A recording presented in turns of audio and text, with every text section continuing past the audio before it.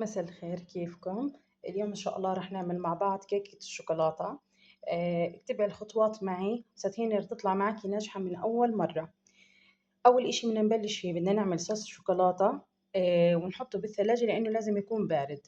هون زي ما انتم شايفين أنا حطيت 4 معالق من الكاكاو الخام، وبدي أضيف عليهم 3 معالق من الحليب البودرة، وبدي هون كوب من السكر. والسكر اللي بحبه حلو أكثر تقدري إنك تزيدي عادي. بدي كمان ظرفة من الفانيلا،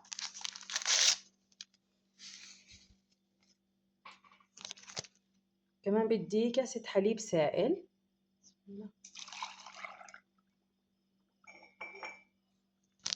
عندي هون بعد ما ضفت كل المقادير رح أبلش أخلط فيهم، والزيت النباتي رح نبلش نضيف فيه شوي شوي لحتى يعطينا القوام اللي إحنا بدنا إياه.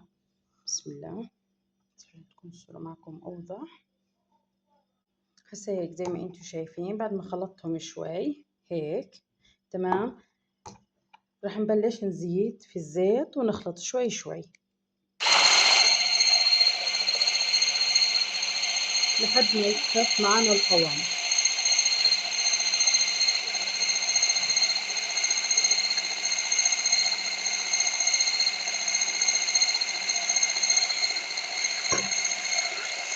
وهيك بعد ما صار عندي جاهز، هي القوام، وصلت للقوام اللي هسه. هون رح نبلش بمكونات الكيك. هون أنا استخدمت 5 بيض بدرجة حرارة المطبخ.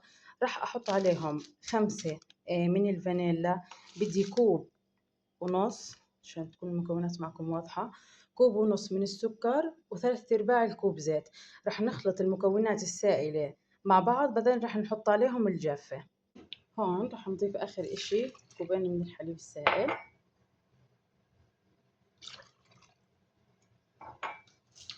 هسه هون رح أبلش أخلط في المكونات. هون زي ما انتم شايفين بعد ما خلطت المواد بدي أنزل بالمواد الجافة. هون بدي 4 أكواب من الطحين، بس لازم يكون منخول. هون بعد ما حطيت الطحين بدي أحط 5 بيكنج باودر. وهون آخر إشي بدي أضيف 5 معالق من الكاكاو.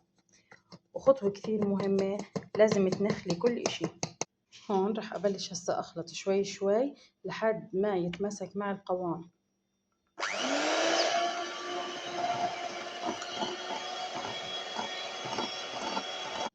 هيك زي ما انتم شايفين بكون وصلت للقوام اللي أنا بدي إياه، لا يكون كثير سميك ولا خفيف. هيك رح أكون طبعا محمية الفرن على درجة حرارة 180. هسا رح أنزل الكيك بالصينية وأدخله لمدة ربع ساعة. هون زي ما انتم شايفين هاي الصينية اللي أنا بدي أستخدمها دهنت فيها شوية طحينية، واللي ما عندها طحينية عادي بتقدري إنك تحطي شوية زبدة أو زيت ورشة طحين. هون رح أنزل بسم الله بالخليط.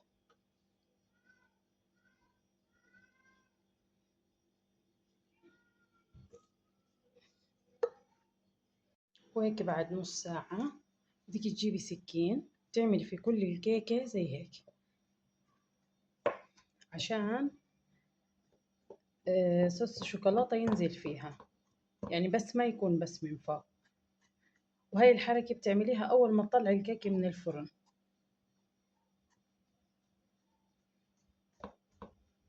بعد ما عملنا هيك فيها فتحات رح نجيب بسم الله نحطه عليها.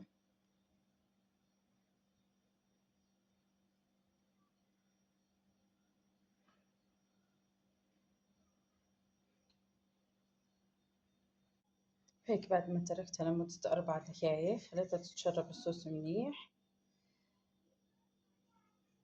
حركة اختيارية، بتحبي جوز هند ضيفيه، ما بتحبي بتقدري انك تستغني عنه. وهيك بتكون خلصت وصفتنا لليوم. بتمنى انها تكون عجبتكم الكيكة. الله يسعدكم، لا تنسوني من الاشتراك والشير والتعليق. الله يسعدكم يا رب، يعطيكم ألف عافية.